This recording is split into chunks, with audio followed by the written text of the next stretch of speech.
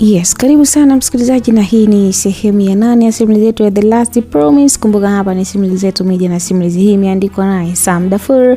Tumezifunua mpaka kurasa katika sehemu ya 7 na sasa hivi tunakwenda kuianza sehemu ya 8 mapema kabisa na kuunganisha pale ambapo tulikuwa tumeacha. Kumbuka mara ya mwisho ilikuwa ni wakati binti alikuwa ameaga kwa rafiki yake kwamba anakwenda kukutana na Shakil ambaye ni mpenzi wake. Shakil ambaye anaamini kwamba binti leo atampa zile mali, azitunze mali ambazo Paula ameshaagiza kwamba kama zikifika kwake basi ziende kwake, azipeleke, na nadhani bila shaka watalipana kwa njia ya mapenzi tu. Ilikuwaje kawaje? Tunaondoka kwanza kule, tunakuja upande wa pili ambapo tunaona wakiwa nje hospitali sasa. Hao walikuwa wanaendelea kutazama wanafunzi ambao wanapita nje. Sasa Fina na Riaz walikuwa wakisubiri majibu ya vipimo ambavyo alikuwa amfanyia Mariam ambaye alikuwa ndani. Kumbuka Mariam alianguka wakati ule akiwa anaomba msamaha kwa mpenzi wake Joshua. Unaonekana ni mtu ambaye unajali sana. Fina aliweka mtazamo wake dhidi ya Riaz ambaye alitabasamu akasema, mbona ni kawaida tu. Sio kawaida kwa sababu natamani ningekujua kabla, huenda ungekuwa mtu sahihi ama rafiki yangu. Unajua kila kitu kinakuja kwa sababu. Huyu ambaye uko naye muda huu ni sahihi kwa muda huu, na huenda angekuja hapo kabla singekuwa sahihi kwa sababu ulikuwa si muda wake. Ushaanza. Napenda ukiwa unachambua mambo hivyo. Kwa nini? Kwa sababu Mariam, sauti ya daktari iliingia kwenye mazungumzo yao, ikabidi wote wawahi ndani ili kusikiliza. Waliona kama anazungumza na Mariam. Basi alipofika alikaa mbele, wakamtazama kwa pamoja, na kila mmoja alikuwa ni mwenye tabasamu akiamini kwamba walichoitiwa ilikuwa ni kitu kizuri. Basi walipofika daktari akawa ameanza kuuliza kwanza, kwani kabla ya kuanguka ilikuwaje? Daktari aliuliza. Nahisi anasumbuliwa na stress za mapenzi na mwanaume ambaye anamsaliti na ndio sababu ya yeye kuanguka. Fina alijibu. Ni mara ya pili kuja hapa na tuna wasiwasi huenda atakuwa na ujauzito, lakini tumempima lakini hana. Kwa hiyo itakuwa ni nini? Anahitaji uangalizi na mwanasaikolojia ambaye atamweka sawa. Lakini si anaweza kurudi kwenye hali yake? Bila shaka, swala la muda tu. Okay, asante, ngoja nikuache, nitarudi tena. Fina alisimama, jicho la daktari litua vyema kwa mrembo huyo. Alitambua kwamba huyu pia alikuwa ni mjamzito. Basi koo yake ilitengeneza kikozi na kuweka maneno, akamtazama Riaz na kuweka swali lenye udadisi ndani yake. Naona umefanya kazi yako si haba. Ndio nimefanya, mmepima lakini hapana, lakini tutaenda kupima. Fina naye alitikia. Basi mzao ulitumbua usawa. Wakajikuta wanajibu kimasiara, lakini kilichozaliwa kati yao ni kuanza kuitana majina ya mahaba kwa sababu daktari alihisi wale watu ni wapenzi, ndio maana wamekuja pale kumleta hata yule mgonjwa na pengine binti ana mimba Riaz. Basi Fina akabadilisha mwelekeo wa hisia zake, na hapa ndipo palipoanza kuwa mwanzo wa wao kuingia kwenye mahusiano, kwani kwa muda wote ule ambao walikuwa pamoja ikabidi wafanye vipimo na kujua afya mtoto, huku Riaz akisimama kama baba kiumbe yule. Hivi kwa nini umeamua kusimama kama baba? Fina alimuuliza mara baada ya vipimo. Sasa ulitaka iwaje jamani? Sasa kama ukweli hata kama huko hivyo ulitaka usemaje kwamba baba wa mimba amekataa alafu mtoto akose baba? Ingekuwa vibaya unajua, lakini anyways asante. Usijali, mimi nataka kusimama kama baba wa ujauzito na hata usiogope. Kwa nini? Upendi kwani? No, napenda lakini sijui hata nisemaje, ila nauliza tu. Okay, kwanza basi nisimulie hadi ikatokea hivyo ilikuwaje. Riaz aliweka kitu na masimulizi sahihi ya kwa nini Dastan alikataa mimba. Ilibidi afuatie kwamba Fina alitakiwa kumsimulia Riaz kila kitu cha tangu anakuwa na mahusiano na Dastan mpaka Dastan anakuja kukataa mimba. Tunaacha pale, tunakuja upande wa pili ambapo huku kuna mazungumzo kati ya Nurdin pamoja na Rafael. Hivi kwa nini nisifanye mambo yangu? Naona nazidi kuona kisa tunampenda mtu ambaye hayuko tayari atakuwa na mimi wala aonyeshi hisia zozote kwangu. Alikuwa ni Nurdin ambaye alikuwa anatazama Rafael ambaye alikuwa amekaa pembeni yake akiwa anapiga stories za hapa na pale katika chumba chake. Tatizo lako unakuwa mshamba mapenzi, wanawake ni wajinga na unapaswa kwenda nao kijinga hivyo hivyo. Sio unanielewa, wewe unatumia akili tatizo. Unajua ule unaanza kuhusu yeye lakini hana utayari wala aonyeshi dalili za kuja kupokea penzi langu. You are not enough kwake. Unajilazimisha, yani unalazimisha maji kupanda mlima. Mimi nakwambia vile. Kwa unanishauri vipi? Kila kitu kinachoenda kinaenda kwa namba. Ndio maana wazungu wanasema kwamba namba don't lie. Panga namba na tarehe ya mwisho ya huyo kuumia, kisa huyo manzi akisha kuja kuvuka hapo, just move on. Kwa nini wewe unaamua kukubali kuteseka kwa sababu ya huyo msichana? Kila kitu unaweza na ukamove on, ukaendelea na maisha yako mengine yakaendelea. Okay, sasa inabidi iwe lini sasa? Take a time, jiangalie mwenyewe. As you know, sasa hivi hao wanawake wengi na ni warembo, unachagua mwenyewe tu unataka yupi. Upasi kungangania mtu tikisa sijui ni mzuri, sijui unampenda. Shoki na watu wengi jamani. Yaani kila siku lazima uone sura 50 mpya kila siku. Unashindwaje master? Basi poa mwanangu, nitafanyia kazi, acha mwezi basi upite, nitapambana, nikishindwa nitajua nifanyaje. Nurdin alikubali ushauri ambao alipewa na rafiki yake Ingawaje ilikuwa kishingo upande, lakini hakuna namna nyingine. Sasa upande wa pili ukiwa kwenye gari tunamuona Shakil pamoja na Raul ambaye alimpatia nyaraka mwanaume huyu akiwa anamsisitiza, tutaishi vile ambavyo sisi tutaamua, lakini nakuomba usije kumpa mtu mwingine hivi vitu nakupa. Yani unataka kanavyo mwenyewe. Sasa kwa nini unashindwa kuniamini kama umeniletea? No love, unajua mimi nakuamini sana na ndio maana nimekupa. Lakini nakusisitiza tu kwamba usimpe mtu kwa sababu si kwamba sikuamini, ila ni kwa sababu hakuna mtu mwingine anatakiwa kuwa navyo. Basi kama uniamini kaa nazo, maana mimi unaniletea mambo ya trust hapa. Bwana baby usichukie bwana. Sio nisichukie. Mimi sipendi nionekane mimi siaminiki. Mimi nakushirikisha mambo yangu. Wewe mwenyewe umeamua kuniletea, si unaniamini. Sasa kwa nini tena unaniambia sijui habari gani? Baby mbona unakuwa hivyo jamani? Mbona unakuwa mkali mara nyingi? Basi naomba unisamee. Raul ikabidi ajishushe. Basi Shakili akajiweka sawa, akamkumbatia Raul ambaye alifurahi sana, akajisikia kama amekuwa mwanamke hivi. Akaambia naomba usije kumuonyesha Paula hivi vitu. Najua nini nitafanya, usijali. Hayo utavitaji lini? Nitakwambia nikiwa tayari. Okay basi sawa. Basi ngoja nikuache, ila kesho kutwa nitakuhitaji kwa ajili ya nani? Naomba turudie. Sawa baby usijali bwana, niko kwa ajili yako. Ukitaka muda wote ile niambie. Alimuondoa hofu Raula ambaye alishuka kwenye gari na kuondoka akipanda gari yake ambapo safari yake ingetua nyumbani. Sasa wakati anaondoka ndo muda ambao Shakili alimpigia simu Paula akamueleza eneo la kukutana ikiwa ni hoteli kwa ajili ya kuchukua nyaraka. Sini cheti cha ndoa pamoja na hati, sijui ni mkataba sijui. Ndo hivyo. Okay basi tukutane nilipokuambia by saa 2 nitakuepo. Okay bye babe. Simu likatwa na akaondoka katika eneo lile akiwa ni mtu ambaye alikuwa anafurahia sana kile ambacho alikuwa anakifanya. Umefikia wapi kile ambacho nilikwambia? Lilikuwa ni swali kutoka kwa Odhoima ambaye alimtazama binti yake Railat. Alikuwa amesimama nje ya nyumba yao akiangalia mazingira yalivyokuwa. Sina ambacho nimefanya. Kwa nini sasa? Kwa sababu bado kichwa changu kiko sawa. Mimi nachanganyikiwa ujue. Yaani Shakiri sio amekuaje? Usiniambie kwamba ameanza usaliti. No, unajua yani sijui hata nisemaje mama. Yani he is busy, yani muda wote, yani amekuwa busy sio kwa nini hana muda na mimi kabisa. Afu muda wote ana roll na wanawake. Tu naumia hata ajali kabisa. Kwa ndio kuniambia yule binti ndo anafanya Shakila busy. Ndio, tena yuko naye na ndugu yake, yani mimi hata sijui. Yani wote wawili. Okay. Najua nini la kufanya. Odhoima alizungumza akimwambia binti yake na bila kusubiri swali kutoka kwa binti yake aliondoka katika eneo lile. Railat alibaki akiwa mchanganyikiwa na kichwa chake hakikuwa kinafanya kazi kwa wakati ule kwa sababu hata mama yake hakuonekana kama ni mtu ambaye anajali alichokuwa anamwambia. Sasa ni upande wa Lamek ambako yeye alikuwa chumbani kwake akisafisha kitanda na ghafla mlango uligongwa. Aliinuka na kwenda kufungua. Mbele yake alikutana na Suzi ambaye aliangua kicheko kisichokuwa cha kawaida. Hakuelewa ni kwa nini alikuwa anacheka, lakini hii ilimpa hasira. Akamuuliza, "Wewe unacheka nini?" "Nina ubuyu ambao utakufanya unune kweli kweli." "Upi sasa?" "Kwanza umeongea na Railat." "Ya, anasemaje kuhusu penzi lenu?" "Tupo na ananisisitiza tu niende chuo." "Kweli? Sasa niongopeli nipate faida gani?" "Naona unataka kuingia sehemu ambayo utajichimbia kaburi la maumivu wewe. Yaani utazikwa ukiwa hai." "Ushaanza mambo yako sasa Suzi." "Hivi unajua kwamba Railat ana mpenzi na mpenzi wake anaitwa Shakil?" "Acha mambo yako bwana, hana mpenzi mimi najua." "Okay, wewe unajua si ndio? Hebu angalia hapa." Alitoa simu yake akachezea kidogo. Picha ikajitokeza kwenye simu yake. Aliitazama vizuri tena kwa umakini sana. Alionekana Shakir akiwa na kiski mahaba sana na Railat. Mapigo ya moyo ya mwendo mkubwa sana yalimpata kijana huyu ambaye alishikwa na hasira. "Umeona sasa? Huyu boy anapatikana wapi?" "Mimi sijui, kazi kwako, lakini nitambua kwamba Railat si mtu sahihi, ana mtu wake. Hebu ngoja, nitumie picha WhatsApp. Nikifika chuo hiyo Jumatatu kitu cha kwanza kufanya ni kumtafuta huyo mpuzi popote alipo." Alisitiza Lamek ambaye hakuacha kuhema. Ndugu yake alimtumia picha na mwisho akaondoka zake kwenye ile eneo. Sasa nje ya nyumba ya mzee Ibrahim ambako ilionekana gari ikiwa imesimama na kisha kulionekana watu wawili ambao walikuwa wanaingia katika mazungumzo. Hawako wengine ila ni Riaz pamoja na Fina. "Hivi unahisi kwamba watakuelewa kuingia na mwanamke ambaye ni mjamzito? Unahofia nini sasa?" "Na wasiwasi ujue." "Hapana bwana, hata kama wakiwa na wasiwasi hawatabadilisha tulichopanga. Lakini mimi ni mapema Riaz, kwani tusisubiri hadi muda sasa ndio ufanye hivi? Kama nimekubali kuelewa, kwa nini nisiwe huru na wazi jamani?" "Okay, kuna nani huko?" "I think dadi atakuwepo na mami." "Mimi na wasiwasi." "Usijali bwana, upo na mimi. Nitalinda kila neno ambalo watalitoa." Riaz alimtoa wasiwasi binti ni kwamba alikuwa ndani nyumbani ambako mama yake na Shakil yuko na huwa ampendi kweli Riaz. Sasa anaenda na binti ambaye ni mjamzito. Basi sasa muda mfupi kabla walikuwa wamepanga kuja kuweka bayana kwamba ujauzito ambao ulikuwa tumboni kwa Phina ni wa Riaz. Ni mwanaume mwenyewe ndio ambaye alikuwa ameamua hivi. Amempenda sana binti mpaka mimba yake.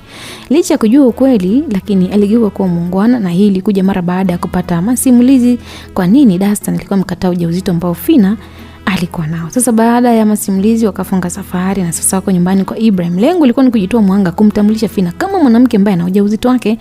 Ingawa kulikuwa na uoga ndani yake, lakini mishipa yote yenye kumkatisha moyo na kumfanya ogope kwa siku hii aliikata. Mara baada ya kuzungumza na kufikia mwafaka, akashuka kwenye gari na kupiga hatua hadi wakaingia ndani. Sebuleni kulikuwa na Mama Shakil pamoja na shoga yake ambaye alifahamika kwa jina la Sonya Minga, na walikuwa wakiongea mambo ya vikoba hivi. Basi walipomwona Riaz amefika pale, kila mmoja aligeuka kumtazama. Macho ya Rani alitoa katika tumbo la Phina. Alitambua mrembo huyu alikuwa ni mjamzito. Haya, tunaacha waliopeleka ujauzito nyumbani, tunakuja upande wa pili ambapo ilikuwa ni juu ya jiwe kubwa ambalo lilipewa jina la jiwe la mahaba, linalopatikana nyuma ya hostel za Vanessa, ambako lilionekana wanafunzi mbalimbali wakiwa wamesimama na wengine wakiwa wamekaa wawili. Walikuwa ni wanawake na wanaume. Macho yao yalitazama simu na muda mwingine ilikuwa chini ambako walikuwa wananchi na vyombo vya moto vilikuwa vikipita pale. Katika jiwe hili ndipo ambapo waliweza kuona vizuri mji wa Malimbe jinsi ulivyo. Waliweza kuangaza pande zote za Masha na maeneo ya jirani, na hii ilikuwa ni kama sababu ya baadhi ya wanafunzi hasa wapendanao kutumia jiwe hili kama sehemu ya kujifariji pamoja na kupanga mipango mbalimbali kwa ajili ya kuboresha penzi lao. Sasa nyakati za jioni, kama ungebahatika kufika hapo, ungeona wanafunzi wakiwa wameshikana viuno, mikono, kukumbatiana, ungeonyesha baadhi ya vitu katika simu yao, na upepo mwanana ulikuwepo kwa ajili ya kusindikiza kashikashi zote za chuo na hasa kugombania pia coursework jioni hii. Sasa Regina tunamuona alikuwa katika jiwe hili akiwa na Rich ambaye ni mpenzi wake, ambapo alikuwa akifurahia mapenzi kama ilivyo kwa kawaida yao.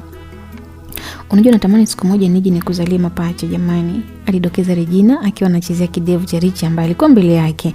Kumbuka Rich huyu anamtaka shoga yake na Regina ambaye anaitwa Martha. Mbona mapema sana? Japo si vibaya. Kwa nini upendi mimi mama watoto wako? Kwa nini sipendi sasa? Alafu nimesikia Miriam alizimia tena leo. Yaani acha tu, yaani nahisi atakuwa chizi kisa mapenzi. Kwa hiyo alizimia wapi? Alizimia chuoni, amempeleka hospitali lakini karudi. Kwa hiyo shida nini? Sijajua, ila inasemekana ni Joshua bado anaendelea kumuumiza. Yaani hata ajali. Anamshuka kama mwanamke wa kawaida licha ya mapenzi yote ambayo anaonyeshwa. Natamani siku moja hata Joshua angewahi kunielewa. Ndio hivyo, na mimi ndio maana yani sitaki kabisa wewe karibu na Martha jamani. Najua mnaweza kunifanyia nikawa chizi kabisa. Simuona wao wamechukua na mtu na shemeji yake. Yaani mtu unajua kabisa ni rafiki yako fanaenda kudate na mpenzi wako, ndio nini sasa Regina alieleza kile ambacho kwa moyoni. Wakati anaendelea kuzungumza, mbele yao sasa alionekana Joshua akiwa ameongozana na Sara. Walikuwa wameshikana mikono wakitembea wakionyesha jinsi gani wenyewe ambao wanapendana, wanaonyeshana nyota angani huko, mwezi nini. Basi Regina aliwatazama wote kwa pamoja kabla ya kurusha macho kwa mpenzi wake, akamuuliza, "Kwa hali ile unadhani kwamba Joshua atakana mapenzi ya dhati kweli kwa Miriam?" Hapana. Lakini kama marafiki mmeamua nini sasa kwa Miriam? Kwa sababu anaweza kujua kama hali itakuwa hivi. Hata tuamue nini sasa? Tumeamua kumwacha. Maana tunamshauri kila siku, haelewi. Yaani hamna kitu ambacho tunaweza kufanya. Yaani na kama Joshua hana upendo, si tufanyaje? Yaani hamna namna yani. Sijui itakuwaje kiukweli. Basi alizungumza binti akiendelea kumwambia mshikaji mambo ambavyo yeye anaendelea kwa rafiki yake. Kumbuka huyu Rich naye anammendea Martha ambaye ni rafiki kipenzi wa binti Regina. Sasa mwanaume akasema, "Ndajaribu kuongea na Miriam basi hata kiundani nione kama naweza kumsaidia." Unajua ubaya wa Miriam ni mbishi yani. Unamaanisha kwamba hatuelewa. Labda upige simu kwa kama inawezekana waje wamchukue. Na hisi hilo unaweza kuwa jambo jema, unajua na sahihi. Labda tufanye hivyo tuone itakuwaje. Basi Rich alimwambia mpenzi wake na akamshika mkono wa kulia. Wakateremka chini sasa na kurudi na hostel ambako mambo mengine yangeendelea. Sasa akiwa wanaondoka, walikatwa jicho na Joshua mbali watazama mpaka wanateremka. Namna ambavyo alikuwa ametumia muda mwingi kuwatazama ilimfanya mpaka Sara kushangaa kidogo. "Mbona umewatazama sana?" Wale walikuwa wanatujadili. Sasa hilo ndio nakufanya waangalie vile? Amna, lakini kwa nini tujadili? Hasa tuzoea kila mmoja kujadili kuhusu wewe jamani. Hata kama kama negative wanatuongelea, bwana achana nao. Uone kama wameongea walibona amna mtu mwenye time nao ameondoka. Mimi namjua Rich, hajai kuwa mtu mwema kwangu ujue. Sasa unaweza ukaona tuongelee nini? Na hizo unamwangalia Mariam. Sasa kwa nini wewe nawe usimwache? Uone kama utapewa alama ambazo sio zako jamani.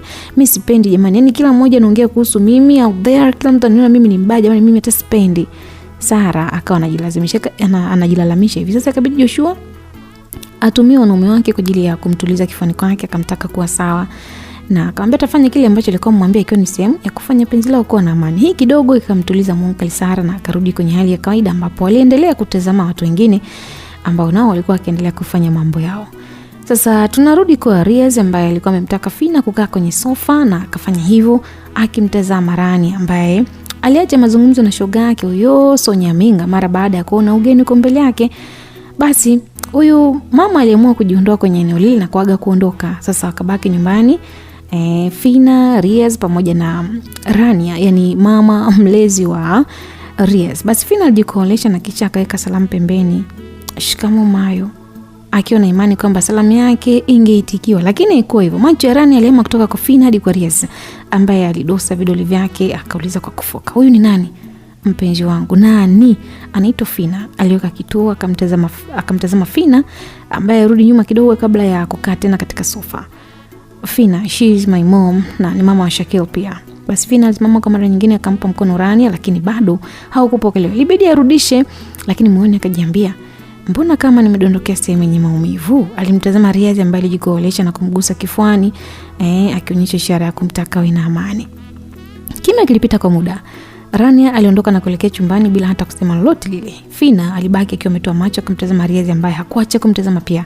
Akamnong'oneza Fina akamwambia, mbona ameondoka? Hajapenda mimi kuwepo hapa? Hapana, ameenda kumuita babako. Nahisi ingawa sijaona gari yake. Mbona unaguna? Naogopa, inaonekana ni mkali afa hajapenda mimi kuwepo hapa. Hapana, mbona ipo kawaida? Afu pasi kuwa naoga bwana. Mimi niko hapa kwa ajili yako. Mimi ndo ambaye nitajibu kila swali. Riaz ilimtoa hofu Fina, akigeuka na kutazama mlangoni. Sasa alikumbuka kuwa hakutoa funguo kwenye gari, kwa hivyo alikuwa anapaswa kwenda kuchukua. Akamwaga Fina na kutoka nje. Wakati anatoka ndo muda ambao Ibrahim alikuwa akiingia mahali pale akiwa na mke wake. Alimtazama Fina kuanzia katika unyayo hadi tusini kabla ya kuweka macho usoni, na kwa sauti ya upole Fina akamkia, shikamoo baba. Mwanzako yuko wapi? Ibrahim aliuliza.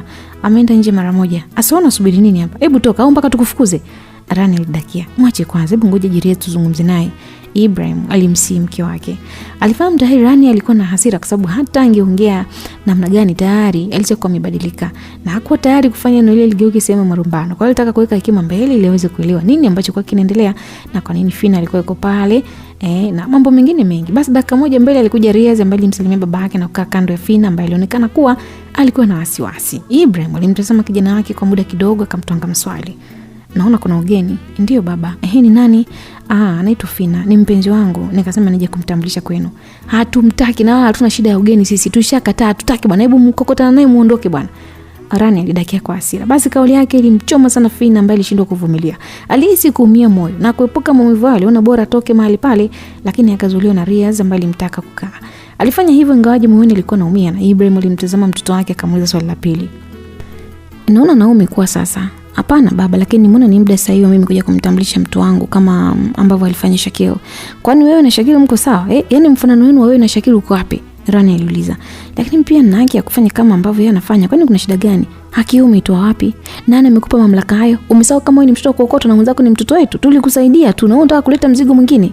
Mama, mbona unafika mbali? Kwani kosa langu liko wapi? Unamleta mwanamke mjamzito, tumbo limesimama, unadhani chura sio ambaye amemeza kumbikumbi huko. Nani ambaye atalea mimba? Swali lenye kubeba maumivu liulizwa na mwanamke ambaye alionekana kuwa na jazba sana. Alionekana kuchukizwa na kitendo ambacho kilikuwa kimefanywa na watu ambao wako mbele yake. Basi Riaz aliona bado ana nafasi ya kujitetea mbele ya Ibrahim na Rania, japokuwa mwanamke wake alisheka mtazamo wake juu ya dalili za awali ambazo zilionyeshwa kwamba hakuwa tayari kupokelewa, na pia Rania alionekana hayuko tayari kupokea ujauzito ambao ulikuwa wa Fina. Akasema kuhusu kulea nitakuwa responsible, mimi ni mwanaume, lakini nilihitaji tu kuwatambulisha na kuwapa taarifa kama ilivyo ada ya mwanaume ili mjue kwamba kuna mwanamke ambaye ana kiumbe changu. Kumbe ndio mama, lakini mengine naomba wewe juu yangu, nitajua mwenyewe naliaje. Okay. Rani aliweka kituo akamtazama mume wake, akaendelea akasema, binafsi sitakuwa tayari kuitwa bibi kwa wakati huu. Kama unaona umekuwa na unaweza kujimudu, basi unaweza kuondoka hapa nyumbani ukaanzisha maisha yako huko mbele. Mama, hivi nini hiki? Lakini kama alivyosema mama yako, ndani hakuna ambaye yuko tayari kubeba majukumu ya uzazi kwa wakati huu. Ibrahim naye alichangia. Naomba niondoke Riaz. Fina aliaga akiwa anajaribu kuzuia machozi asimdondoke, lakini ilikuwa ni ngumu kutokana na maumivu ambayo alikuwa akiyapitia. Fina alibeba kila kilichomhusu na kufungua mlango na kisha aliondoka. Riaz hakuona jinsi, ilibidi mfuate na wote akatoka nje. Fina alijaribu kumuita Fina ambaye alikuwa amefika karibu na gate. Riaz, I'm sorry.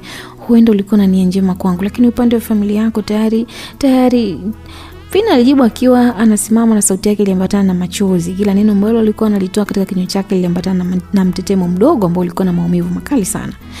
I know, lakini fahamu ya kwamba umekuja na mimi hapa. Kwa nini uondoke? Tulipaswa kuwasikiliza mpaka mwisho ili tujue inakuaje. Kusikiliza nini Riaz? Nisikilize maneno ambayo yananipa maumivu. I know una nia njema sana kwangu, lakini please naomba niache niondoke. Yaani sitaki hata kuharibu uhusiano wako na familia yako. Hapana, hebu ngoja kwanza nakuja. Hebu usiondoke, sawa? Nakuja sasa hivi. Riaz alisisitiza, akapiga hatua hadi Fina alipokuwa na kumpiga busu kwenye paji la uso. Alimwacha na akarudi ndani. Basi alipofika ndani alimkuta Ibrahim na mke wake wakiwa wamefura kulikuli. Alimtazama mmoja baada ya mwingine. Macho yake yalianza kujenga maji huku mwili ukitetemeka. Akataka kuchukua maamuzi magumu na kitu ambacho kilimfanya aweze kutetemeka mwili mzima. Baba, sema. Najua nitakuwa naenda kufanya maamuzi ambayo yatakuchukiza, yatakukera na yatakufanya unichukie maishani, lakini I'm sorry for this. Alikaa kimya akamtazama Rania na kisha akamwita mama. Nini? Naomba niwaache. Asanteni kwa kila kitu. Kauli hii iliambatana na machozi kwake katika macho yake. Alijaribu kuyafuta na kuyapeleka mikono usoni, lakini ndo kama alikuwa amefungulia. Machozi yalitoka mengi sana. Kwa nini ndo kwa yule mwanamke? Ibrahim aliuliza. Ndio. Sina namna nyingine ya kulea kiumbe changu. Asanteni kwa msaada wenu. Mkinihitaji mtanitafuta kwa sababu ninyi bado ni familia yangu. Nenda bwana, utafute na nani? Una nini kwanza? Rani alijibu kwa nyodo huku akisonya. Jibu lake ingawa limkera Riaz, lakini hakutaka kurudisha. Aliondoka na kuelekea chumbani kwake ambako alikusanya vitu vya muhimu ikiwemo laptop yake pamoja na baadhi ya nguo, na alipomaliza akarudi mpaka sebuleni ambapo aliwakuta wazazi wake.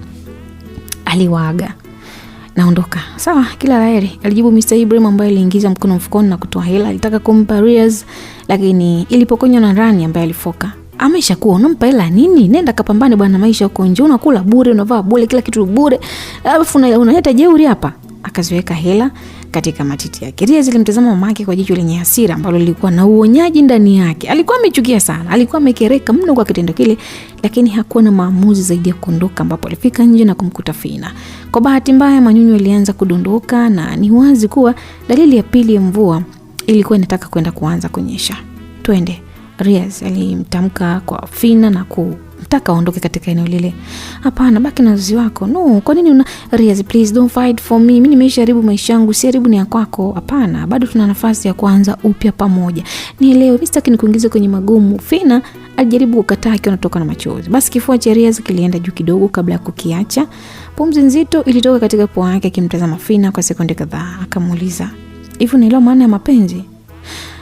Najua ni kujitoa mwanga kwa ajili ya mtu fulani unayemjali, lakini utakiwa kujitoa mwanga kwa ajili yangu.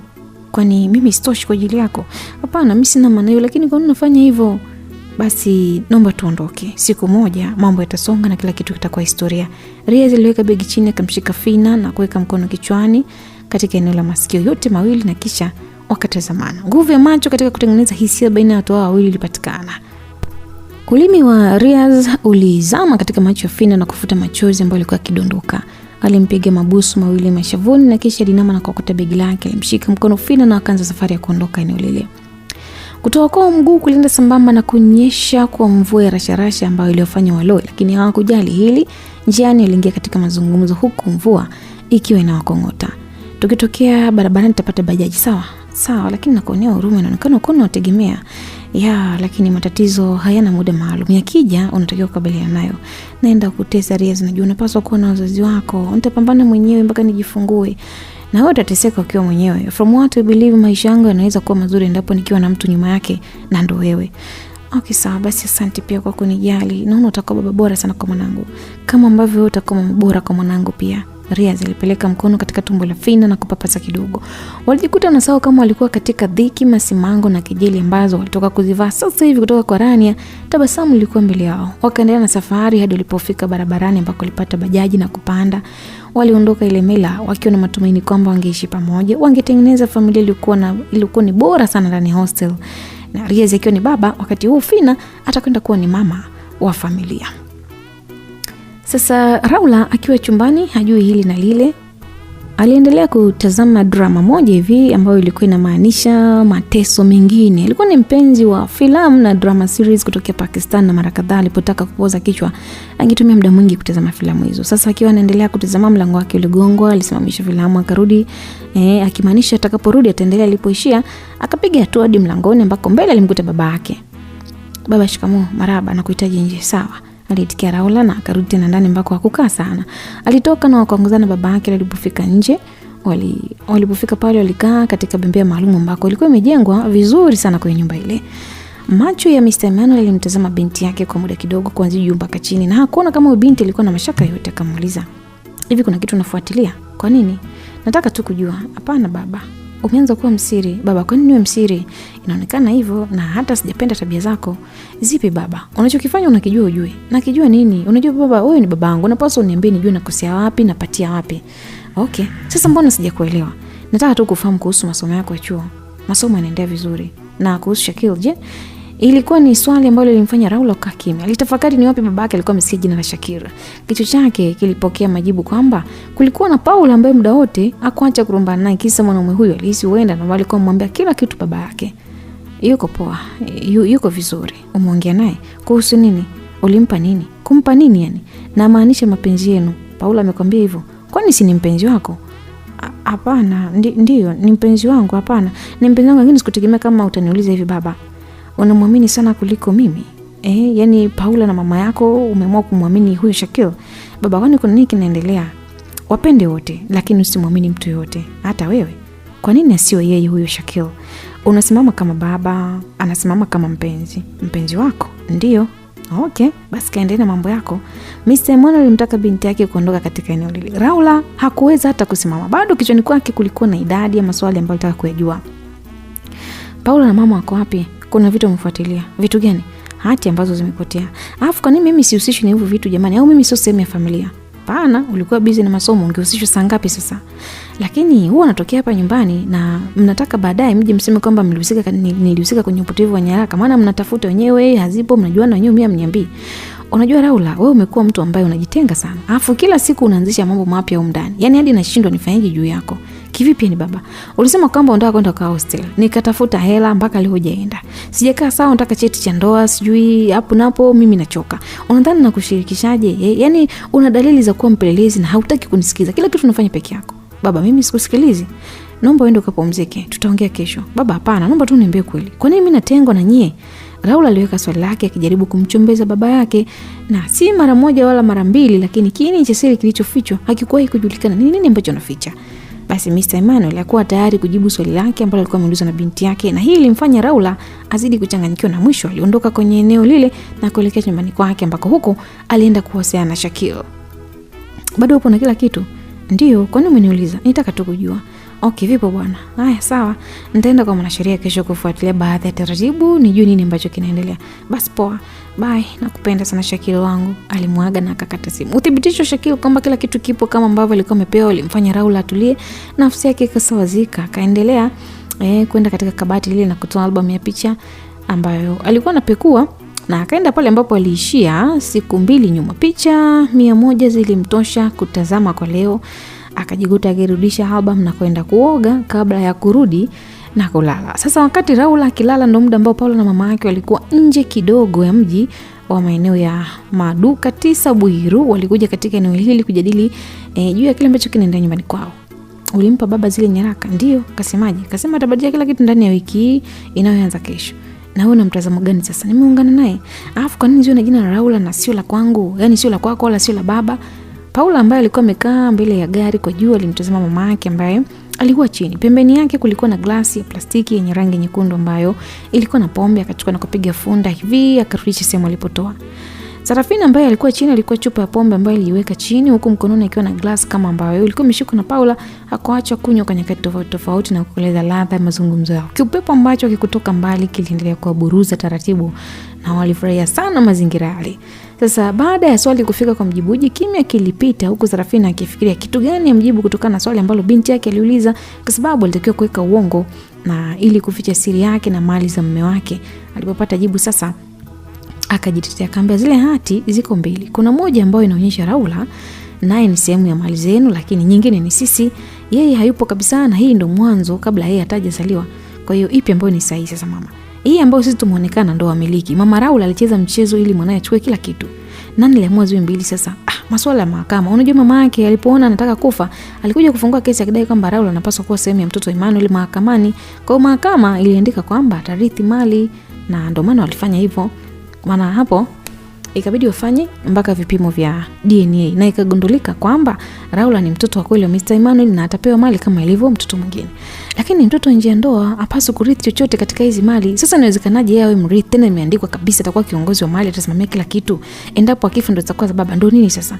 Ndio maana nikakwambia kuna ujanja ulifanyika. Nobody knows. Unadhani unaweza kupinga mahakama mwanangu?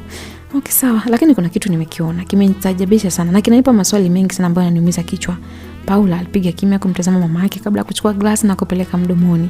Funda moja la pombe liliingia katika mwili wake na damu ikachangamka kwa sekunde kadhaa hivi, kijasho baadaye kinamtoka. Sarafina naye alipokea jicho la mtoto wake na funda kubwa la mate lilitua katika koo lake. Akamwambia, umeona nini? Ulisema kwamba mama Raula kuolewa na baba, si ndio? Ipo wazi na kila mmoja anajua hilo. Mama yake Raula anaitwa nani? Anaitwa Dija Paulsen. Ndio, afu kwa nini unauliza kuhusu huyo mbwa jamani? Ninatamani hata kutapika nikisikia jina lake. Kwa nini? Kwa nini tena jamani? Unajua mama, kuna kitu unajaribu kunificha, sijui kwa nini. Kitu gani mwanangu jamani? Yaani uamini kama mama wako ninachokwambia? Huenda sio ya kweli, kwa sababu kama mama yake Raula anaitwa Dija, inawezekanaje Raula awe mtoto nje ya ndoa na wakati kwenye kile cheti cha ndoa kinaonyesha Dija Paulsen alikuwa ameolewa na Mr. Kimaro? Yaani kivipi? Wewe sio kile sio chenyewe, uliangalia tu vibaya. Mimi ndo mwenye cheti. Dija alikuwa ni malaya tu akuolewa na babako. Yeye alikuwa ni kahaba na mwanamke ambaye alikuwa anajiuza barabarani, alikuwa anakaa pale City Center. Mama, mimi bado siamini. Kwa hiyo mimi mama yako nimekuwa muongo. Unaweza kunionyesha cheti chako cha ndoa na baba? Cha nini sasa na wewe muda huu? Nahitaji tu kesho nikione, hata usijali mama. Paula alimtoa hofu mama yake kabla ya kuteremka kwenye gari. Basi waliendelea kunywa hapo na kila mmoja akiona jambo lake katika kichwa. Sarafina aliwaza sana juu ya kile cheti cha ndoa ambacho kinahitajika na mtoto wake. Wakati mgumu ulimchukua sana kwa sababu hakuwa anafahamu kweli juu ya ndoa yake ya mchongo, ndoa ambayo ilikuwa ni ngumu kupita kutokana na ahadi ya mwisho ambayo Mr. Emmanuel alichukua akiwa kanisani na Dija. Na sasa ni usiku ambapo usiku uliposhindwa kulitawala anga katika jiji la Mwanza. Mwanga ulizaliwa upande wa mashariki na kutua maeneo mengine yote tofauti tofauti. Ilikuwa ni tayari yapata majira ya saa 2 asubuhi. Pilika ambazo zilikuwa zimepungua tangu kiza kilipotanda zikarudi tena. Jiji lilichangamka sana na maneno kama engwashi, lwembo, mwangaruka, ngwanene, eminza, emongo, esaya na kadhalika ilitawala kwenye vinywa vya watu. Wasukuma mtanisamehe sana, sijui mnazungumza vipi jamani, mimi ni Mbena kutoka Njombe. Sasa Mr. Emmanuel siku hii alikuwa amewahi kuamka na kuondoka nyumbani kwake. Alienda mpaka ofisini na kufanya majukumu yake kama ilivyo kwa kawaida. Alipofika ofisini alisimamisha gari na kupiga hatua hadi eneo la mapokezi ambako huko alikutana na secretary pamoja na Odwaima Gadhi ambaye alikuwa amekaa katika sofa upande wa pili. Odwaima alimuita akiwa anamtazama. Umeshangaa nini sasa? Huna simu? Kwani hapa ofisini kwako mimi sipajui mpaka nitumie simu? Okay, karibu ofisini. Alifunga mada Mr. Emmanuel na kuendelea kupandisha ngazi kuelekea ofisini kwake kama ilivyokuwa ada, huku nyuma yake kifuatiwa na Odwaima. Uwepo wa Odwaima katika eneo lile kulimweka njia panda Mr. Emmanuel ambaye kuelewa ni kwa nini alikuwa mahali pale bila hata taarifa, wakati angeweza kumpigia simu na angepeana taarifa kamili. Basi waliongozana kwa pamoja hadi walipofika ofisini na kisha kila mmoja alikaa katika kiti huku akimtazama mwenzake. Odwaima alitoa picha 2 katika mkoba na kuweka juu ya meza. Alizifunika na kisha alimtazama Mr. Emmanuel ambaye alishusha pumzi, macho yake akatoa kwenye picha. Alitamani kujua picha zile zilikuwa za kina nani, zinahusu nini. Alipojaribu kuzivuta upande wake aone, alizuiliwa na Odwaima ambaye alimuuliza, "Umefikia wapi? Kwani ulinipa siku ngapi? Nitegemea ungefanya ndani ya siku 2 tu, umesahau ada yetu." Lakini ile ni damu yangu, mimi siwezi kumua kwa kurupuka tu. Kwa hiyo unashindwa, si ndio? Napaswa kufikiri zaidi, kufikiri. Kwa sababu unajua mimi sijui nini cha kufanya yani mpaka muda huu. Ndio maana niko hapa nikufundishe cha kufanya. Unifundishe? Mr. Emmanuel aliuliza akiwa anahamisha macho kutoka kwa Odwaima hadi kwenye picha. Odwaima Gadhi alipiga kimya kana kwamba kile ambacho ameulizwa hakijafika katika masikio yake. Alimtazama Mr. Emmanuel ambaye alikuwa na shauku kubwa kujua nini haswa kilikuwa kinaendelea kwenye picha zile. Akaema kidogo akasema, "Kuna mawili. Kati ya hayo unapaswa kuchagua moja." Lipi? Fungua hizo picha kitu cha kwanza. Odwaima alitoa sigara yake katika eneo la matiti na akawasha mbele. Mr. Emmanuel mbele alianza kukohoa kidogo. Alipokaa sawa akauliza, "Hivi bado unavuta sigara? Uliniacha nikiwa nimeacha kwani?" "Sikutegemea kwa sababu nimeshaacha na mimi ninaishi vizuri afu ni siku nyingi sana." Umeacha kuvuta sigara ndio maana umekuwa muoga. Kwa nini sasa? Fungua picha." Odwaima alisisitiza. Mkono wa Mr. Emmanuel ulichukua picha na kuigeuza picha ya kwanza. Aliona ilikuwa ni picha ya Raula ambayo ilikuwa imepigwa alama X kwa wino mwekundu. Chini ya alama hii kulikuwa na tarehe 20 Januari pamoja na muda ambao ulikuwa ni saa 4 kamili. Alifahamu alama hii ilikuwa ina maana gani. Alifahamu pia tarehe ilikuwa ina maana gani. Alifahamu pia muda huu ungekuwa na tukio gani na kwa nini umewekwa pale. Basi alirudisha macho kwa Odhaima na akafoka. Unataka kufanyaje? Kwa nini ufanye mambo kwa kumaliza? Hebu maliza na hiyo picha nyingine. Mr. Emmanuel aliitikia na akafungua picha ya pili. Macho yake yalikutana na sura ya mtoto wake wa pili, yani Paula, akiwa amewekewa alama ya X kama ilivyokuwa kwa Raula, na kisha ikafuatiwa tarehe 21 Januari ambapo ulikuwa ni sawa na Raula, na hili limweka katika wakati mgumu sana, akisisitiza kusema kwamba Odhaima, don't dare, usije ukathubutu. Odhaima akamwambia, ikiwa unaenda kupoteza kampuni zaidi ya 4 ambazo namiliki, unataka niwe maskini? Wewe inakuja akilini kwako kwa sababu ya binti moja tu kumtoa kafara inashindikana? Huyu binti akiwa mzima mimi nakuwa maskini? Odhaima, nitakaa na Raula, nitazungumza naye. Tafadhali, utazungumza naye kuhusu nini? Unajua napitia changamoto gani mimi muda huu? Sawa, lakini hata kama tunahitaji kuongea kwenye hili, hebu nisikilize. Sidhani kama kuna muda wa mimi na wewe kuzungumza. Zilizopo mbele zako ni picha 2 na zote unajua nini natakiwa kufanya. Fanya kazi yako, yupi atangulie? Unataka yupi atangulie kufa kati yao? Odhaima aliuliza akiwa anatazama Mr. Emmanuel, alikuwa makini sana. Kimya kilipita huku Mr. Emmanuel akiwa na picha katika mkono wake. Aliwaza nini hasa akifanya, kwa sababu kilichopo mbele yake ilikuwa ni zaidi ya maumivu.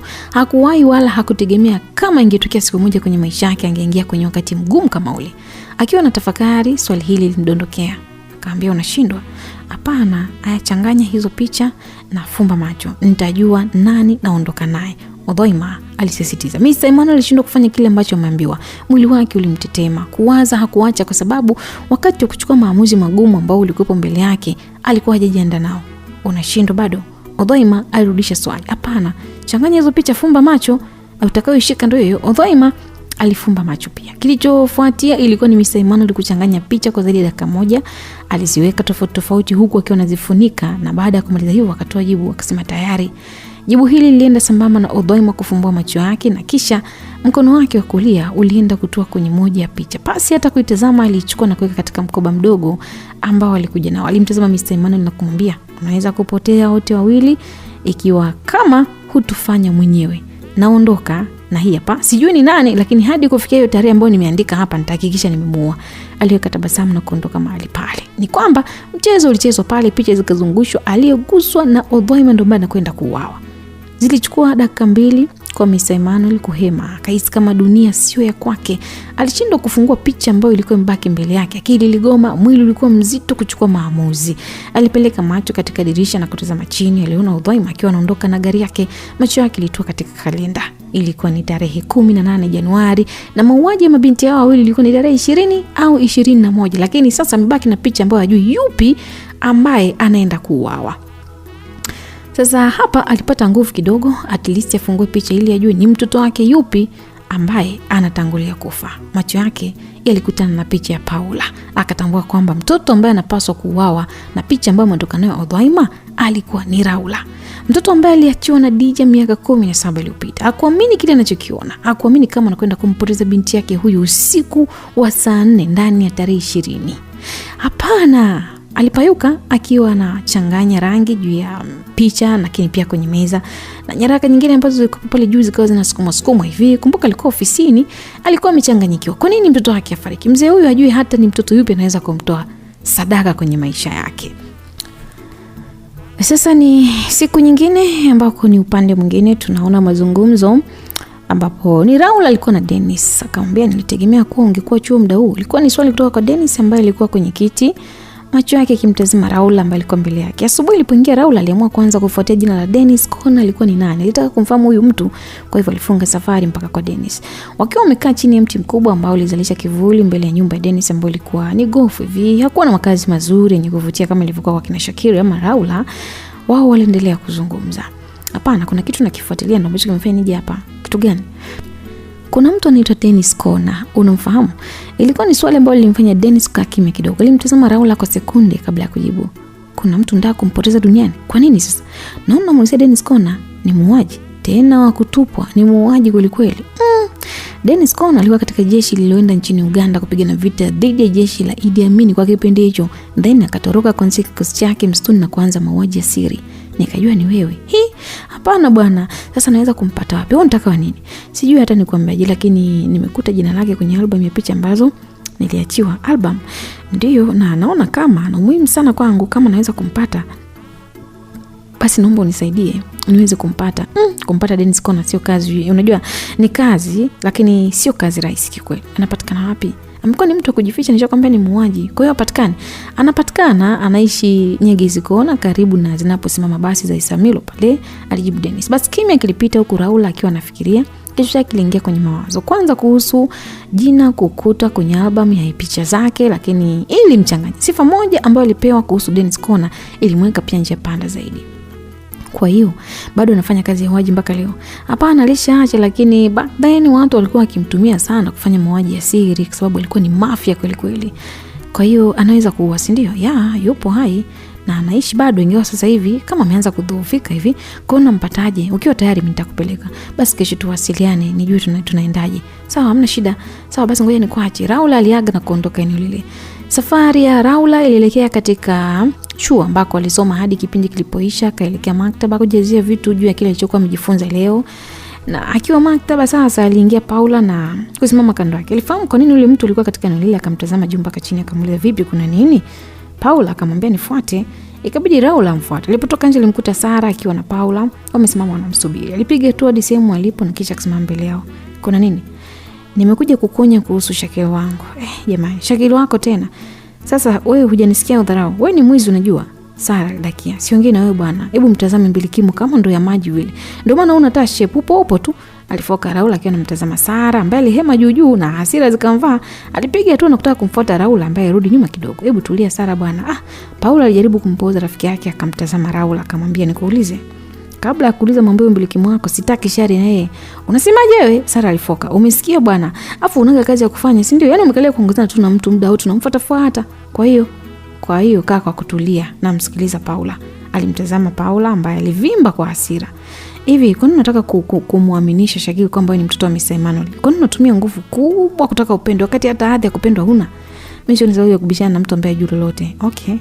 Uliiba hati na mali zetu ukaenda kumpa Shakil, si ndio? Mali zenu. Nani ambaye aliwaambia kwamba zile mali ni za kwenu? Kaa na mama yako chini, alafu muulize vizuri kuhusiana na Dija Paulsen. Unasemaje wewe? Umenisikia una lingine? Unajitia jeuri, si ndio?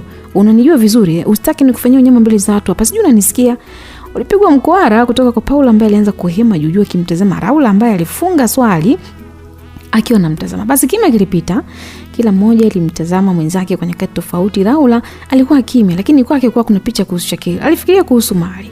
Alijaribu kuficha kile kichopo moyoni mwake huku akiamini kwamba Paula alikuwa anaongea uongo juu ya Shakil ili amchukie kwa sababu na sababu ya kukaa kimya kwa baba yake nyumbani tangu jana usiku pia palipopambazuka, alikuwa anaamini kwamba kuna mtu yote ambaye alikuwa anajua kuhusu swala linaloendelea kuhusu mali na hati na yeye kupeleka kwa Shakil. Baada ya kimya kupita, Raula aliamua kujitoa katika mazungumzo yake akasema, "Hebu acha kunichanganya. Mimi nilikuwa nasoma. Kama huna la maana la kuongea, naomba basi nikaendelea kusoma." "Unasoma nini?" "Namna ya kupata mali zangu." "Nawe mtoto wa nje ya ndoa utafute mali zako." "Wewe ndio mtoto wa nje ya ndoa, huna mali za kurithi pale. Kaa na mama yako chini alafu muulize imekuwaje hadi akasingizia kwamba ameolewa na mume wa mtu. Kumbe ndio maana unasoma. Kumbe hanajua hana cha kurithi." Alichangia Sara akiwa anaangua kicheko cha kumpiga singi Raula ambaye alichukia kule. Akamnyosha kidole akamwambia Sara, na kuheshimu sana. "Acha wizi bwana. Hebu toka kenge mayai wewe." "Nani mbona mwita hilo jina?" Sara alipandisha morali na kutaka kumfuata Raula ambaye alimchimba mkwara. "Thubutu kunyanyua mguu wako hapa unigusi. Utanijua vizuri. Wewe unaona kuchekea kila siku." "Sara achana naye bwana." Paula alimsii rafiki yake. "Mna kingine?" "Hakuna, ila jua kwamba kila kitu kipo mkononi mwa baba tangu jana usiku na ile fungo yako hii hapa." Paula alimueleza ndugu yake. "Na wewe ukirudi nyumbani mwambie mama yako akuonyeshe cheti cha ndoa, usikute unapigana na mwenye mali hafu ujui."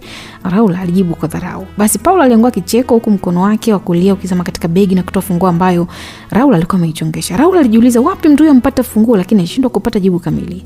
Love is all about don't trust anyone. Alikumbuka maneno baba yake. Kwa hiyo mwizi wa mali mimi naondoka, lakini jua ukirudi nyumbani utakiona. Paula aliongea na kuaga, aliondoka akiwa na Sara.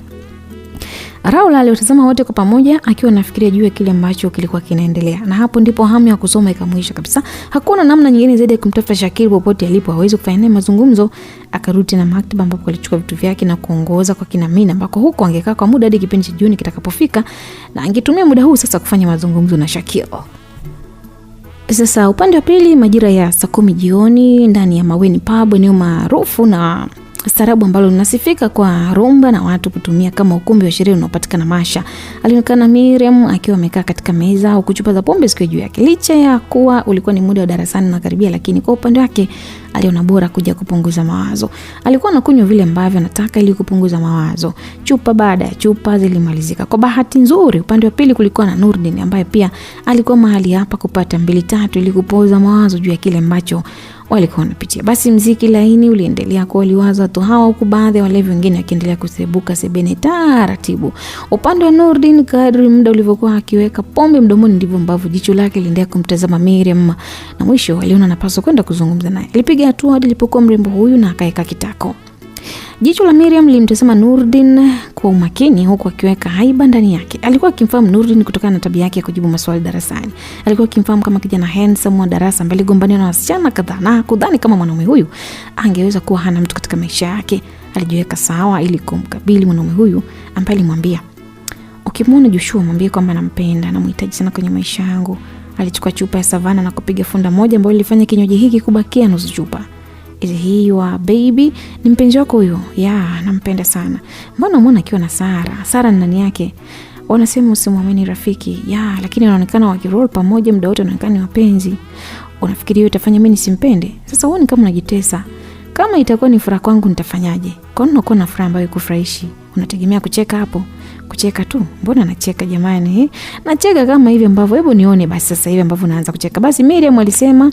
Alimaliza funda la pili la pombe na chupa la pili, akaweka chini, akaitupa na ikapasuka hivi. Koo lake likawa sawa. Sasa akaanza kucheka kwa sauti kubwa sana kama michanganyikiwa. Alicheka tu kumwonyesha Nurdin kwamba anaweza kucheka pamoja na kumwona mpenzi wake akiwa na rafiki yake. Baadaye akamuuliza Nurdin, "Umesikia sasa nikicheka?" Swali hili lilimfanya Nurdin kuangua kicheko. Alihisi kama anatazama animation ya Rango kicheko ambayo kicheko chake kilimfanya Miriam kuzidi kufurahi. Akamuuliza, "Rajipe mwenyewe, si umeona nikicheka? Wewe umesema unampenda Joshua." "Ya, sasa kama apendeke nifanyaje?" "Pole, lakini kuna muda natamani hadi usingejua mapenzi kikweli." "Nani sasa kupewa pole? Upo dunia ya maumivu ambayo hujui unatoka lini." "Siwezi kumove on." "Umejipa raha mwenyewe, umesema tayari kwa kucheka." "Ndio, sasa hapo unashindwa kumove on kweli? Unaonekana ni mtu ambaye unajali sana. Hebu niambie kwa nini upo hapa muda huu? Unamaanisha kwenye hii meza yako au?" "Ndio, kwa sababu umetoka pale kwako hadi kuja hapa wakati hakuna mtu ambaye amewahi kufanya hivyo. Kwani ni vibaya?" "Hapana, lakini sikupenda kuwa karibu na nyie viumbe, sipendi mimi. Mimi niliamua kuja hapa kukupa company kwa sababu nakujua." "Oh, okay, una mpenzi?" Nurdin ikabidi acheke. "Mimi nateseka kama ambavyo unateseka muda huu." "Ndio maana unakunywa pombe?" "Nimekuja kujaribu, mimi si mtumiaji wa pombe, lakini mapenzi yamenileta huko." "Nani anakuumiza kijana handsome kama wewe, mcheshi, msikivu na akili? Sifa yako kuu ni kujali. Unaumiaje sasa? Unadhani nataka kuumiza uaga na jaji hivyo vitu vyote? Uliyempenda kampenda mwingine na mwingine na mwingine, si ndio? Mapenzi ni nyoko, tena ni nyoko mbili." Nurdin alimaliza na wote sasa ikabidi wacheke kweli. Pombe iliyokutanisha wahanga hawa mapenzi pamoja. Walijikuta wakiangukiana na wakiwa kama gunia hivi ambao walikuwa wamewekwa ndani kwa pamoja na kupata furaha ya pekee sana. Walicheka kwa pamoja huko kila mmoja akimtazama mwenzake kwenye kati tofauti. Kwao waliona ni fahari, ingawa kila mmoja alikuwa anapitia matatizo ndani ya moyo wake. Na baada ya maongezi muda huu, Nurdin alimwaga Miriam kwamba anarudi hostel kwa ajili ya kujipumzisha. "Okay, basi siku nyingine, basi poa, sijali." Aliondoka Nurdin akiwa na chupa ya pombe mkononi na hakuacha kuimba. Alipiga hatua kama 5 hivi, nyuma yake alisikia sauti ya Miriam ikimuita. Nurdin aligeuka akamtazama. "Naam, nakupenda." Miriam aliongea na kisha kichwa chake kilidondokea juu ya meza. Pombe zilimzidia. Alijikuta akishindwa kuendelea hata kuongea. Nurdin aliangua kicheko akijua kwamba hakuna kingine ambacho kimemfanya mrembo yule kuzungumza vile zaidi ya pombe ambayo ilikuwa imemzidi. Sasa ni upande wa pili na siku nyingine ambapo tunaona mazungumzo kati ya Shakil na Riaz. Yaani sio kuona mshikaji boya kama wewe master. Ilikuwa ni lawama kutoka kwa Shakil kwenda kwa Riaz ambaye alikuwa amesimama nje ya jengo la utawala, na kutokana na Riaz kuchukua maamuzi ya kutoka nyumbani kwao na hakupendezwa, na Shakil naye aliamua kumchana ndugu yake. "Poa, mimi ni boya, unadhani hata nikiwa ambavyo mimi nataka niwe mtanisifia? Mimi siku zote kwenu ni boya tu. Hebu badili mind yako brother, Huyo sio wewe. Yaani kumbe ulikuwa na kamanzi huku bongo huku, afu uko unanificha. Kwa hiyo ulikuwa unatakaje? Unaita familia, yani wewe unaitia familia aibu. Mimi nakwambia unahitaji kujua na kusimama katika vitu vya maana, si unanielewa? Sasa unaliaje mimba ambayo sio ya kwako bro? Nani ambaye amekwambia hii mimba sio yako? Mbona ueleweki au umetumwa kuja kunichunguza? Sio yako kwa sababu wana hapo ni kibao. Nafikiri mimi sijui basi. Okay, sio yangu, kwa hiyo ulikuwa unatakaje? Nilikwambia nakuchukulia ni Black American, kumbe ni boya tu wewe. Poa mwanangu, kwani na lingine? Sina master. Lakini bi mkubwa akasema pale home usinuze hata kwa shida yoyote. Afu Dingi kasema ada ya semester ijayo pambana mwenyewe, usimuuzishe kwa lolote kuhusu chuo. Basi poa. Riaz alimwitikia ndugu yake na akaondoka. Shakil alimtazama ndugu yake kwa hasira sana. Aliona akienda kumshika mkono Fina ambaye alikuwa mbele akimsubiri, akaishia kutingisha kichwa akasema, dunia ina wanaume wa ajabu kinoma. Hivi mshikaji karogo au?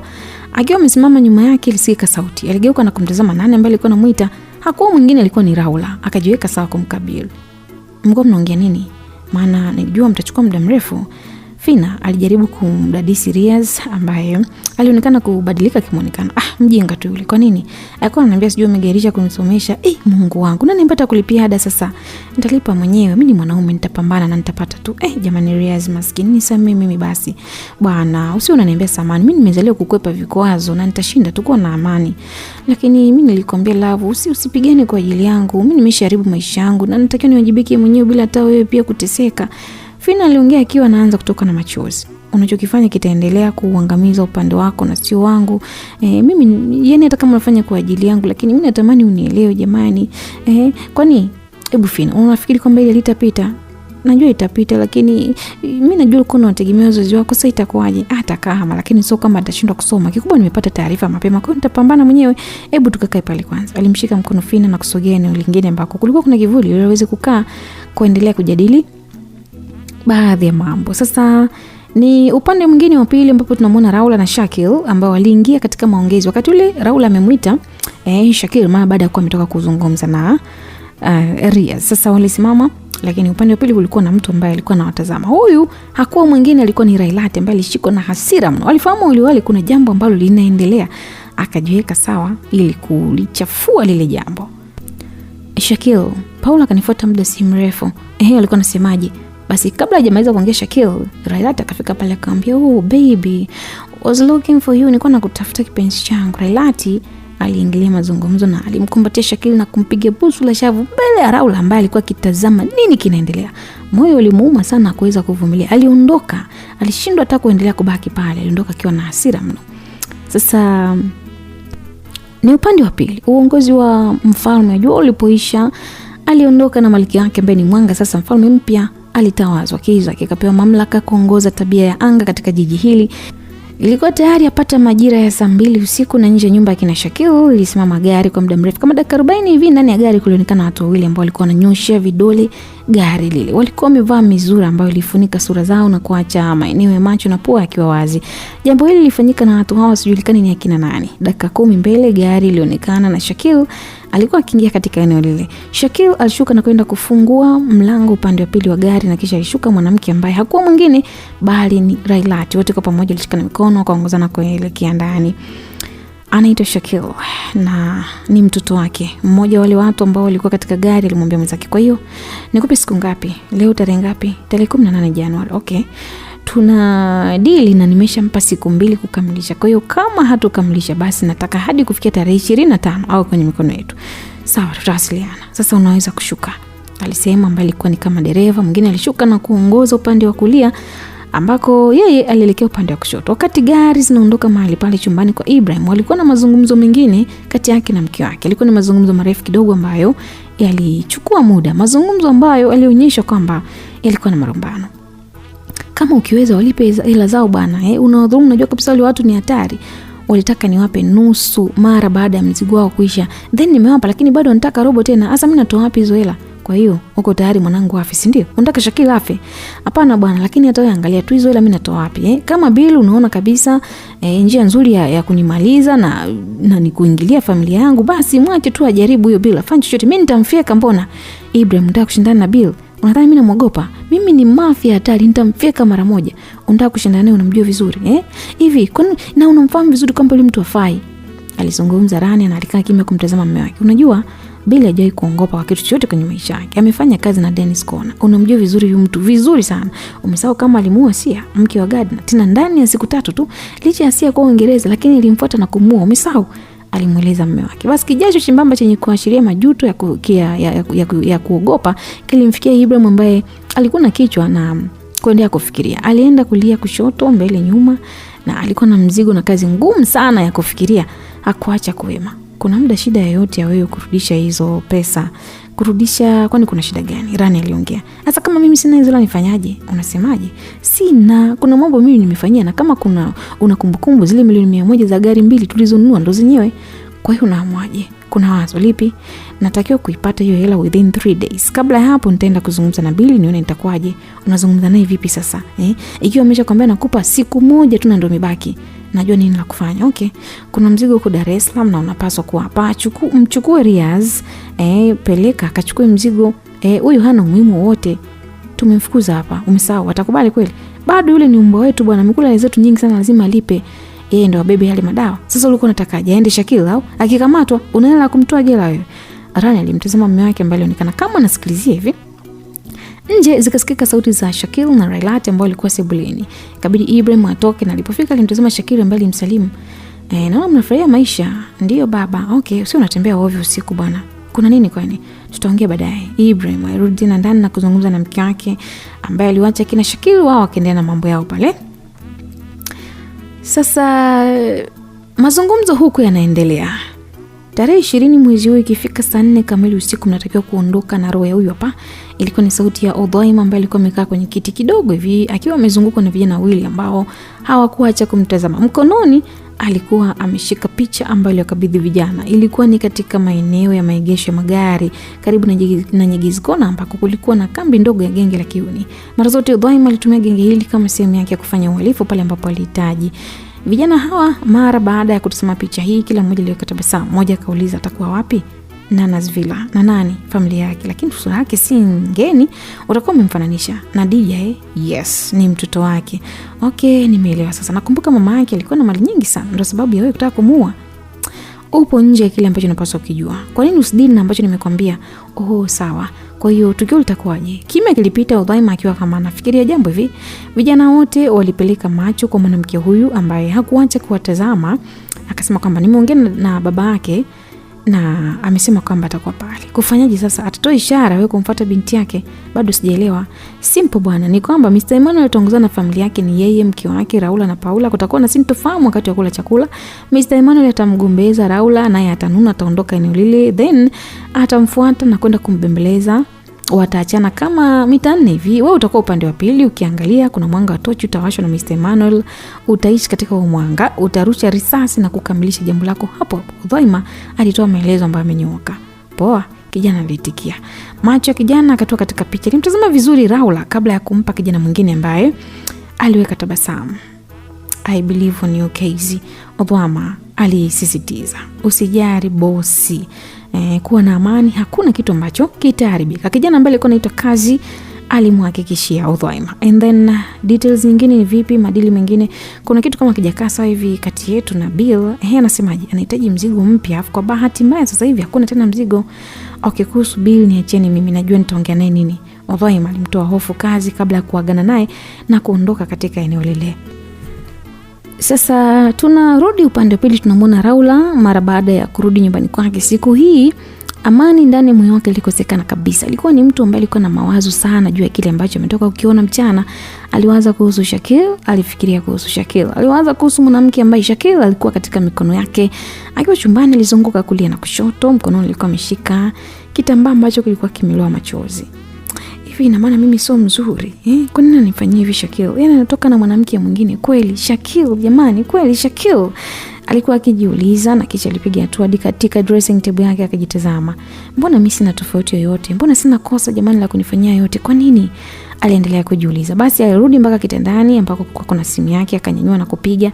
Simu iliita bila hata kupokelewa hadi ilipokata. Alipiga tena kwa mara ya pili lakini bado hali ilikuwa ni ile ile. Alipiga mara ya 3, ya 4 lakini simu haikupokelewa. Akaona bora ampigie Riaz aweze kuzungumza naye.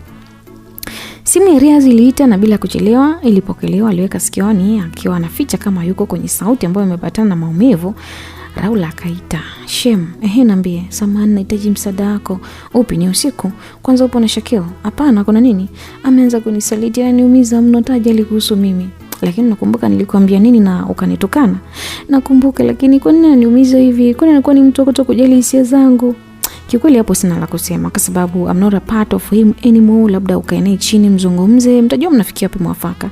Lakini kama ukimwona mwambie nampenda, siniumize kiasi hiki, najisikia vibaya. Okay, sawa, nimesikia. Wewe ni usiku mwema. Sauti ya Ria zilisikika ikisema na simu ilikatwa. Raul alifuta chozi ambayo safari hii yalikuwa namtoka sana kama maji. Uso wake ulilowana na mafua na kamasi viliambatana. Akarudi tena utotoni na akajaribu kufuta machozi, lakini ndo kwanza ni kama alikuwa anazidisha. Moyoni mwake kulikuwa na kidonda, kulikuwa na maumivu makali sana ambayo alitamani asimuumize, lakini hakuweza kufanya hivyo. Alizidi kuumia hasa pale alipomtumia message Shakil kwa njia ya WhatsApp. Ujumbe ulionekana kusomwa kwa zaidi ya dakika 15, lakini bado ujumbe ulikuwa haujajibiwa. Akatuma tena na tena, lakini hakukuwa na majibu. Licha ya jumbe zake kutokujibiwa, alikuwa ni mwenye mawazo sana. Sasa mlango wake chumbani uligongwa na aina ya mgongaji ilimpa majibu kwamba alikuwa ni Paula, kama si yeye bali ni mama yake. Aliinuka na kwenda kufungua, na mbele yake kulikuwa na Paula ambaye alifura kwa hasira. Tangu umerudi hapa ndani upo tu, amna kazi yote umefanya. Kwa hiyo kanipakulie njaa na hisi chakula. Hebu toka nje bwana. Kwa hiyo utaki kuniandalia chakula? Kwani kila siku unakuandalia mimi? Wewe ni mtumwa au ndani? Unatakiwa kufanya kile ambacho mimi nakwambia. Mtumwa ni wewe ambaye unajua hata unalosema. Kuna kazi yote ambayo wewe huwezi kufanya huko nje. Hebu nenda kakojua ulali kama unacha kufanya.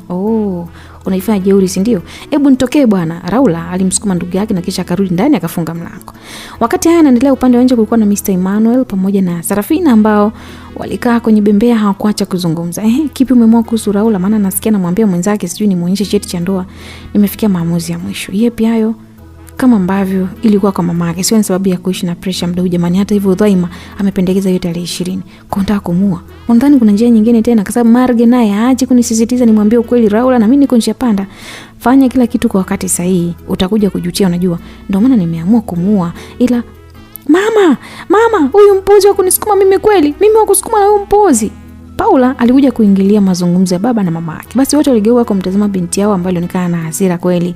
Ikabidi sasa Sarafina apige hatua karibu yake na akamkumbatia mwanae akamwambia, "Hebu tulia mwanangu, kila kitu kinaenda sawa." "Mama, lakini kwani tunaishi na mtu ambaye si ndugu yetu jamani? Raula ana kitu ndani hapo, amekuwa jeuri." "I know, lakini tunapanga kumtoa na ikiwezekana ni kumuua kabisa." "Lini? Ona alivyoniharibu mama. Angalia hivyo nisukuma kabisa mama kweli jamani, yani hata kama baba samani." Sauti ya Raula ambaye alikuwa amesimama katikati ya mlango ilifanya wote wakageuka. Walimtazama na alipiga hatua hadi mbele ya babake akamtazama mama ambaye alikuwa mama Paula. Kabla ya kurudisha macho kwa Paula, aliweka kitu kwa ndugu yake huyo, akamtazama kuanzia juu mpaka chini, akamtazama babake ambaye alimwitikia, "Ndio mwanangu, niambie. Ni wewe ndo ambaye ulituma hiki garagosi sijui nikipakulia chakula sijui." Alinyoosha kidole kwa Paula. "Nani garagosi? Wewe hapo mtoto wa kahaba. Unasemaje wewe malaya?" Sarafina alikuja juu na akachukia sana kwa jibu la Raula kwa sababu alijua tu si lile lilikuwa ni la kwake. Raula akajibu, "Kwa kutulia, niongee na baba kwanza." "Niambie, Mr. Emmanuel alimweka sawa. Nataka kujua kitu kimoja kati yenu ninyi hapo na mimi." Raula aliweka kitu kikubwa akawatazama ambao walikuwa mbele yake. "Unataka kujua nini mtoto wa kahaba wewe? Unataka kujua nini?" Sarafina alifoka. "Wewe ndo kahaba wa kwanza. Kwa hiyo kaa unisikize vizuri. Ili ugundue nini? Undhani masikio ya mama machafu yanataka kusikiza kauli zako za kipumbavu. Hebu nenda kaambia mama kabrini huko." Paula alimtetea mama yake. "Okay, hamna shida. Lakini mwezi kunitoa kwenye kile ambacho nataka kuuliza leo. Nyinyi ongeeni shiti zenu zote mbaya." Basi Mr. Emmanuel alihema juu akitazama familia yake ambayo iliingia kwenye sintofahamu. Sio Raula, Sarafina wala Paula ambaye hakuacha kusugua mdomo kwa chini kwa meno. Walikuwa na hasira. Hasira hizi zilitokana na kauli zao. Akauliza Mr. Emmanuel, "Kuna nini? Unakumbuka baba nilikuomba nini?" "Ndio nakumbuka." "Kama ni cheti hapa hakuna, usitegemee kama utapata." Sarafina alidakia. "Sawa, hamna shida, lakini baba, leo naomba unipatie cheti cha ndoa ya huyu kahaba ambaye ameshindwa. Yani kazi yake kumuongelea tu mamangu vibaya, sio alikuwa kahaba. Yeye mwenyewe alikuwa kahaba namba 1 kabisa." Raula alizungumza na kujiamini sana na akawa ananyosha kidole kwa Sarafina ambaye alishikwa na hasira. Alitaka kumfuata Raula akiwa anauliza, "Unasemaje mbwa wewe ambaye umesikia na unabweka baada ya kuleta cheti hapa? Naomba cheti cha ndoa tujue nani ni mtoto wa nje ya ndoa." Sasa nani ambaye alikuwa ni kahaba tutajua. Nani alikuwa anajiuza barabarani tutajua, kati ya wewe ama mama yangu. Raula leo alijichanua kana kwamba amekula pilipili. Hakuhofia kutema chochote alichotaka kuongea. Yani alitoa nyongo na italimchachafya Sarafina. Yani ilikuwa ni back to back, majibu papo kwa hapo.